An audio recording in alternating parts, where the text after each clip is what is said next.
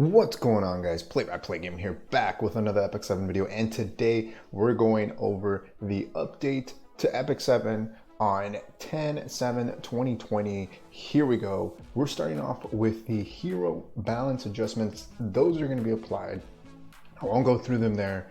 We've already talked about them before. So Ravi, Ken, SBR Mintha, Kisei are all getting buffs. All of this is going to be in the description box below, but standouts for sure are SBR Mintha. Kisei was already OP before, but I don't think that she's going to see a lot more play. Ken and Ravi for sure are definitely bruisers now that can be brought into RTA. I don't know about Ken. I'm sure we'll see some play in RTA for him, but definitely Ravi. I know a lot of people have been really excited for her. Ken got some really nice buffs, so really looking forward to those. I own both Ken and Ravi, but I was only able to build one, so Ravi it is.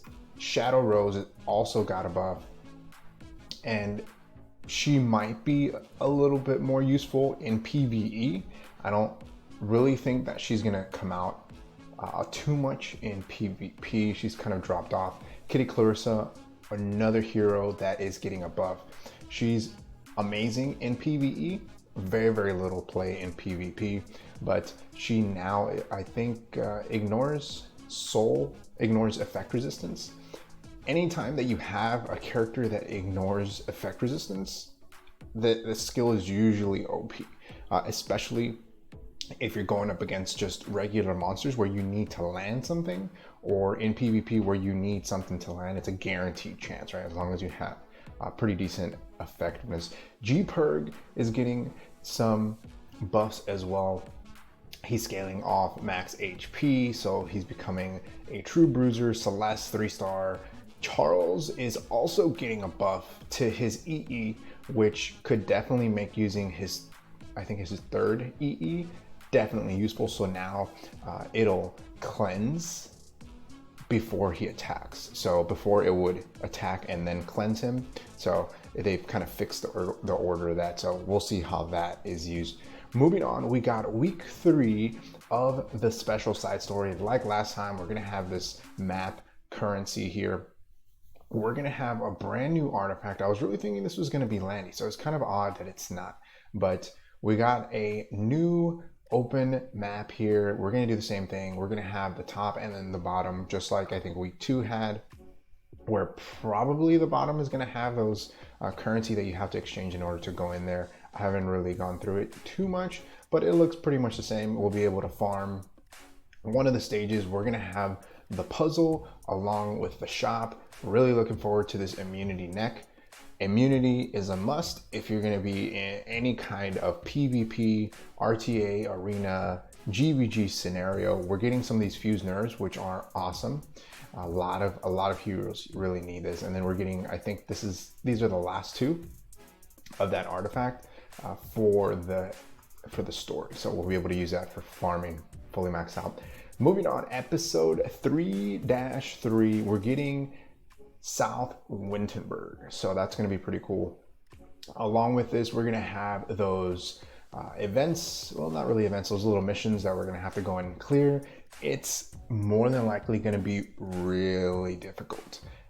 1, 2 was really tough. 3, it's going to be something else. But along with that, we're going to be able to unlock the health weapon. So if you've been going through the new chapter 3 story, you should have gotten, I think it's the boots and the helm, and then now we're getting the sword. So this can potentially roll really well. Health, speed, effect resistance. This could definitely go on some type of support as long as you don't hit that crit chance. If you hit that crit chance, you really want the top 3. So you either want to avoid any crit chance rolls and get health, speed, or effect resistance, or if it does hit crit chance, you want it to go all into crit chance, speed, and health. I would say these 3 are good, and then health, speed, effect resistance are good. So, all right, moving on. Baal and Cezanne, we're getting a drop rate up of him This is one character that I don't like.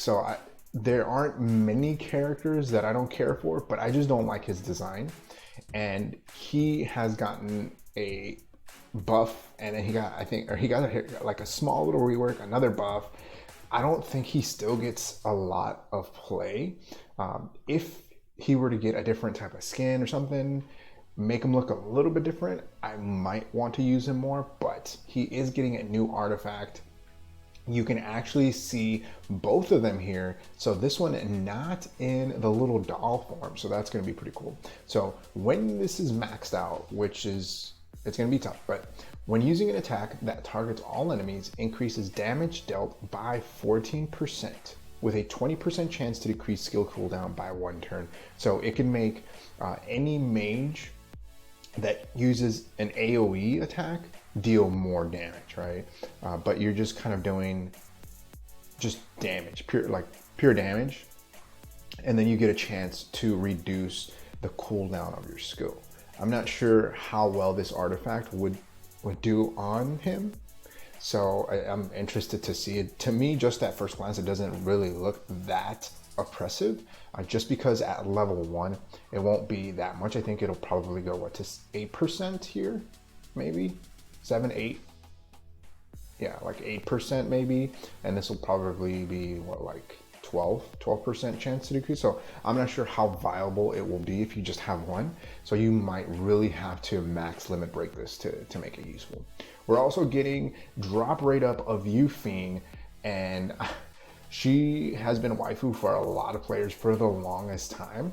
So she is one of the best single target nukes in the game, in my opinion. I don't have her. I might do a couple of pulls here and there, but if you don't have this guy here, Baal or Yufine, I would recommend that you hold off until we hear about the new character that's dropping, especially if he's gonna be OP, right? So after that, kind of make your decision. I would say out of the two, the one that has seen a lot more play is Yufine. So if you're thinking about one of the two, unless they announce some kind of buff for Baal, I would say Yufine if you don't have a single target nuke, but that's just my opinion. Moving on, Abyss floor 110. So the Abyss will be expanded to 110 floors. That's going to be really interesting. I'm excited to see what the new rewards are, but at floor 110, you get 2 ML pools. So that's going to be pretty interesting. I'm excited to see what else we have in between. Maybe it'll be some more gear, maybe not. It'll probably be Leafs, Skystones, maybe Covenant Bookmarks, Stigma, Gold, probably a couple million gold. That's what I'm guessing. So we should have a lot of fun with those. Moving on, number 8, we got some 3-star heroes, as you can see here. So this one is actually new.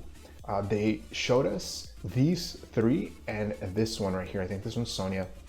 They only showed us these. They left out this one. So for sure, waifu here when. Okay, so Godmother, starting off here. Godmother is a ranger, a fire ranger, and her S1 has a 35% chance to target an enemy for 2 turns.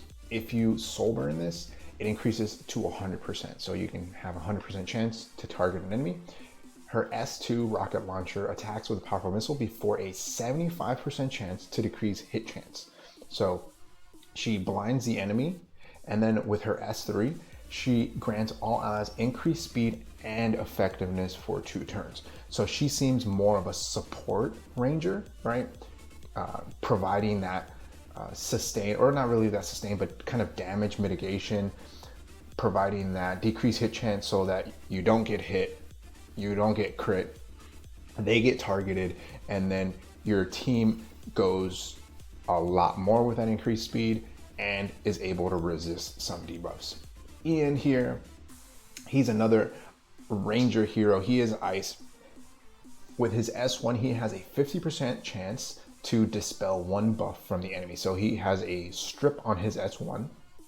His S2, it increases attack for 2 turns, and then he gets another turn. So he buffs himself, gives himself another turn, possibly to give you an option to either strip or to go into his S3. So his S3 attacks all enemies, so it's an AoE with a 75% chance to dispel one buff, so it has a 75% chance to strip before a 75% chance to decrease hit chance for 2 turns.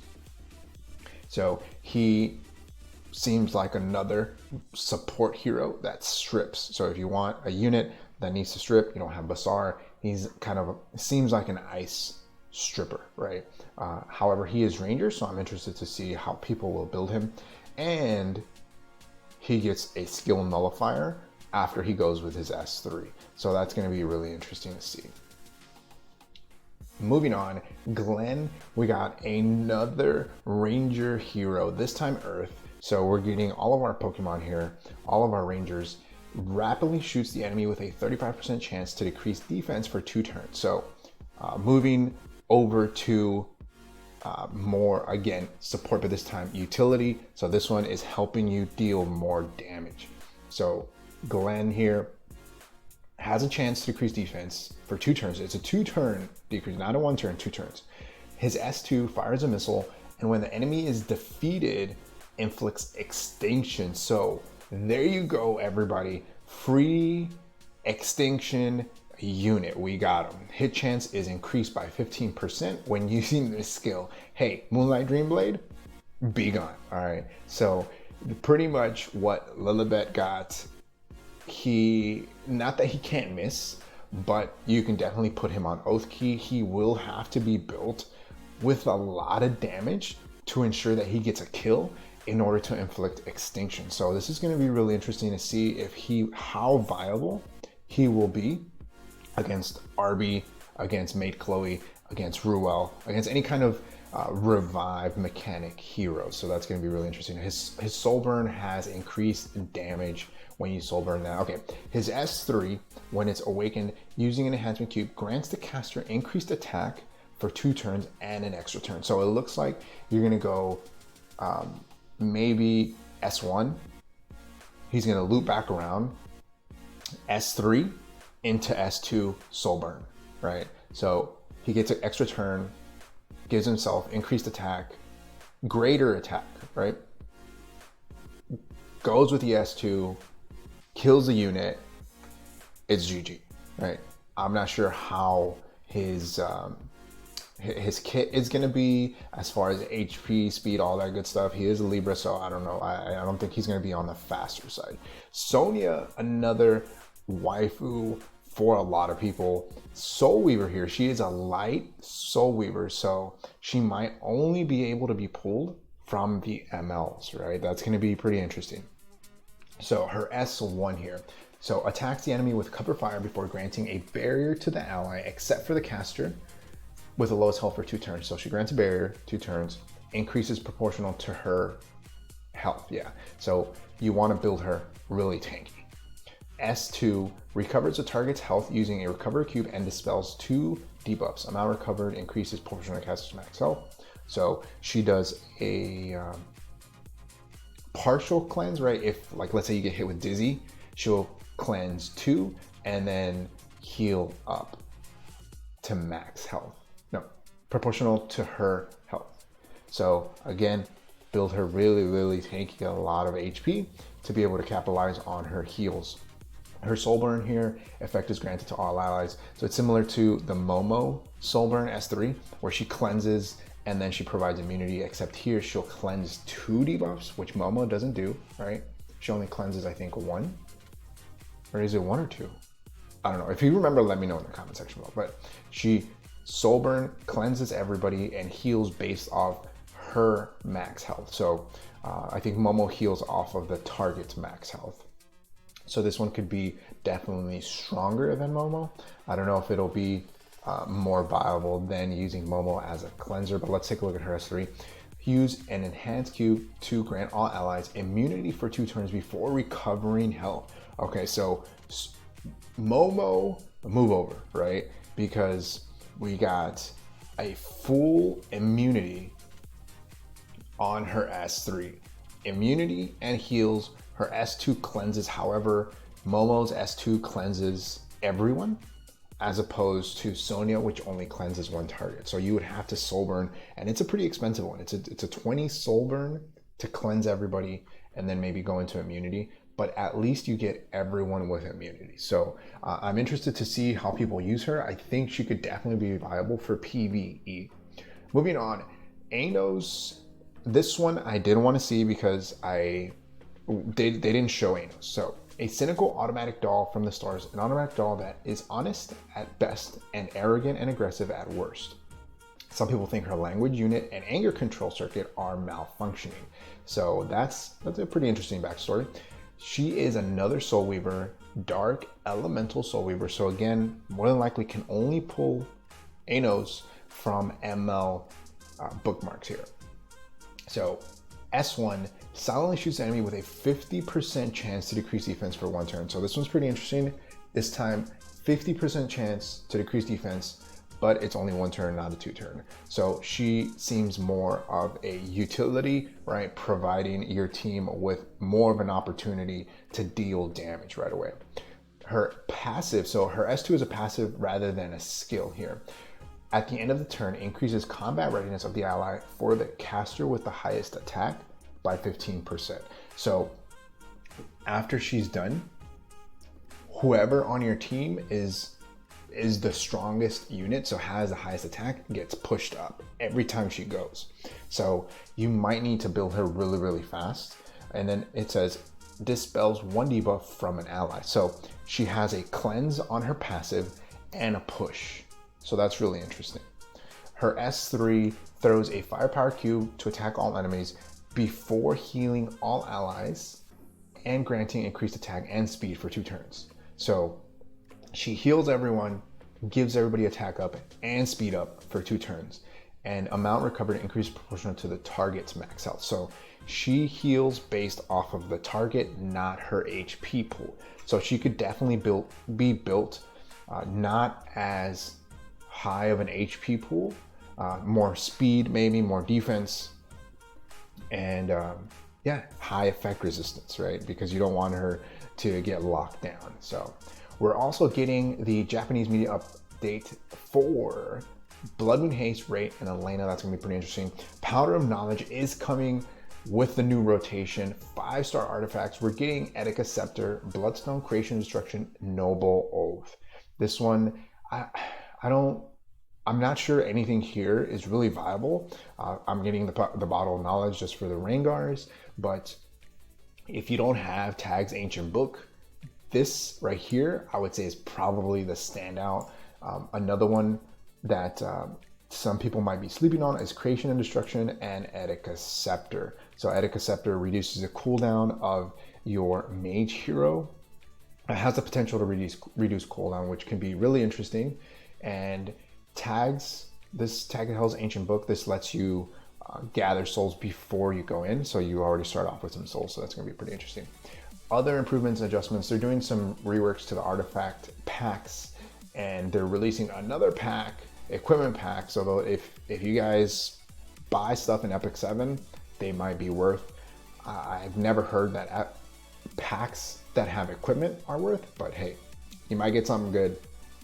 Everything else, they're doing some adjustments to just the way that things are clarified, and nothing too important here. But again, I'll leave everything in the description box below so you guys can go in and take a look at that. But along with that, we have a free Unequip event right away starting after the update, and that's going to go all the way until Sunday. So if you haven't geared up any of the units that we talked about that are getting a buff, think about playing with them. I know a lot of content creators are going to be showcasing them, so hopefully you guys get some ideas. I did rebuild my Ravi and I was able to pull SB Era. Not sure how viable their builds will be, but I might be able to do a small video on them, maybe RTA or something. We'll see. All right, guys, that's going to be the end of the video. Hopefully you guys enjoyed it. If you have any questions, comments, concerns, leave them in the comment section below.